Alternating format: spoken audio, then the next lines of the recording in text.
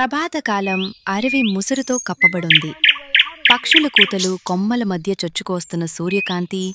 ఒక చిన్న బాలుడు అమన్ చీకటైన అడవిలో జాగ్రత్తగా అడుగులు వేస్తూ ముందుకు సాగుతున్నాడు. అప్పట్లోనే ఆకాశాన్ని చీలుతూ ఒక నీలి కాంతివంతమైన తార జాలుగా పడుతుంది. అది అడవి మధ్య భూమిని తాకుతుంది. అమన్ ఆశ్చర్యంతో చూస్తూ ఆ ధ్వని వైపుగా పరుగులు తీస్తాడు. ఆ దుమ్ము ముసుగులో ఒక వింత వస్తువు పడిపడింది.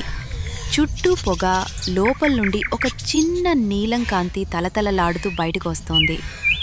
అది మనకు తెలియని ప్రపంచం నుండి వచ్చిన ఓ జీవి. అదే సమయం అమన్ ముందుకు నడుస్తాడు. తన నీటి బాటలిచ్చి ఆ జీవిని ఆదుకుంటాడు. వారి చేతులు తాకుతాయి. ఆ క్షణం ఒక మాయాకాంతితో నిండిపోతుంది. రోజులు గడుస్తాయి. అమన్ జిలో అనే ఆ జీవితో స్నేహం పెంచుకుంటాడు. వారు కలిసి పండ్లు తింటారు, మట్టి మీద చిత్రాలు వేస్తారు, నదిలో ఆడుకుంటారు. స్నేహం అనే మర్మాన్ని రెండు ప్రపంచాల జీవులు పంచుకుంటాయి. ఒక అర్ధరాత్రి అడవిలో ఒక క్రూర జంతువు వారి ముందుకొస్తుంది. అమన్ ధైర్యంగా ముందుకొచ్చి జిలోను కాపాడుతాడు. జిలోలో నుండి వెలువడిన కాంతి ఆ జంతువును వెనక్కి తోసేస్తుంది. కాలం వచ్చింది. జిలో వెళ్ళిపోవాల్సిన సమయం.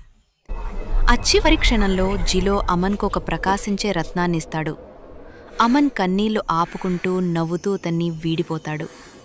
ఆ ఆకాశాన్ని చూస్తూ అమన్ నిలబడిన ఆ క్షణంలో అతను తెలియని దానిని మాత్రమే కాదు, తనలో దాగి ఉన్న ధైర్యాన్ని, స్నేహాన్ని కనుగొన్నాడు.